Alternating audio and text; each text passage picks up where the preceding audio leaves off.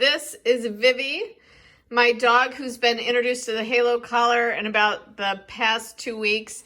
She's asking to go outside. We normally put her on this lead here, but today actually for the past few days, we've just been letting her out to go ahead and explore. Come on, babe. She's been learning her boundaries here using the Halo wireless fence system. So far, so good. I mean, she's definitely learning her boundaries. She's definitely learning what the sound is and still processing through it a little bit. What we're going to do today is actually watch her walk her fence with her and get her to do some response, as well as maybe reset some of the fence pieces also. She seems to know her safe zone is this porch, which is great. Okay, she knows that when she's on the porch, everything is copacetic. This is where the people are. This is where the safety is. Now, just a side note as to who I am in relation to the Halo company. I am nobody. I am not paid for kind of reviewing this product. I am merely a nerd, a dog owner.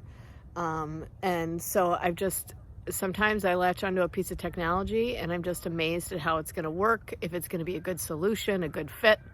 And when I started looking for the Halo wireless fence information on it, it was just really hard to find anything that was on the product. So I thought of it as kind of a perfect opportunity to hopefully share my experience so other people could learn as well.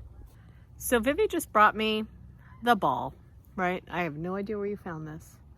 And we're just going to get used to her just being in the yard and knowing that it's a safe place to be. Ready? Go get it. Good girl. Yeah, bring it back. There you go. That's a good girl. Now, in all honesty, she's still trying to figure out where the boundaries are. She seems to know when the sound hits, that's when it's time to turn around. But she's still getting comfortable with the backyard and the space around. If you look, this is the Halo wireless dog collar. It's actually on her neck right now. And she's had it on since this morning because I let her out earlier to go to the bathroom. And she stays pretty close to home. You can see the buttons here that are telling me that it's Bluetooth connected and that it's on. So here is my map. And if you look, it goes actually around my house. You'll notice there's a single blue dot, and that's supposed to represent where I am. And the other dot with the dog's icon and the blue edge around it is where my dog is. I would say that typically it updates about every 15 seconds, so it's not always perfect. The other thing to know is that you actually need to be moving for it to really capture any changes in where you are. So here I've slid up to my map, and what I'm going to do is go ahead and edit my map by clicking right on the edit area. And you can see that it's actually changed how my map looks and given me an editable version. Now what I can do is just hold down any of these dots, and you can kind of feel a haptic on your phone, and then just drag wherever it is you need to. So one really good key point is to actually have multiple fence posts, and it gives you a lot of availability to adjust kind of the direction and where your maps are. If you have too few posts, then you can't make those changes as easily as you'd like to, because I think those are kind of like pinpoints for the GPS. So this is how easy it is to actually change my map. I wanted to extend her line a little bit. It seemed a little narrow to me. And, really walk around with the collar, get the sound levels kind of clear, make sure you know where it's coming off. And then once I go, oh, look at that. Come here. It's a good girl. She actually just hit a boundary, and that was the warning I got. Once I'm done, I can go ahead and save this.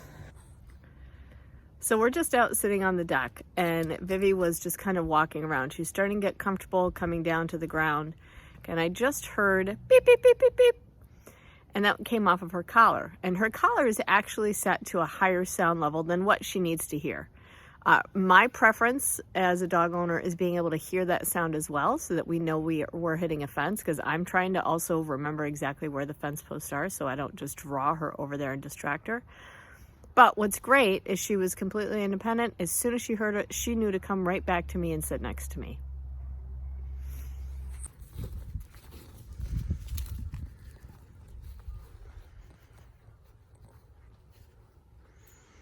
Good girl, bring it back.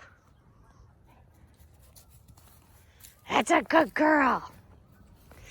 You know, I think one of the reasons that I'm really into sharing kind of this Halo wireless fence as a solution for your dog is we actually got a quote for a wireless fence. It was over $2,000, not including the collar. I feel like this is a really affordable solution. Come here. And I feel like, hey, get off of there. I feel like also being an early adopter and helping this solution really come to market and be successful is important. So when we talk about nerding out, that's, I think, really kind of the motivation behind shooting these videos. Is this is a solution that I'm really hoping is just going to open up some opportunity and independence for her. Let us build more relationship building kind of outside and feel like she can be independent in other spaces.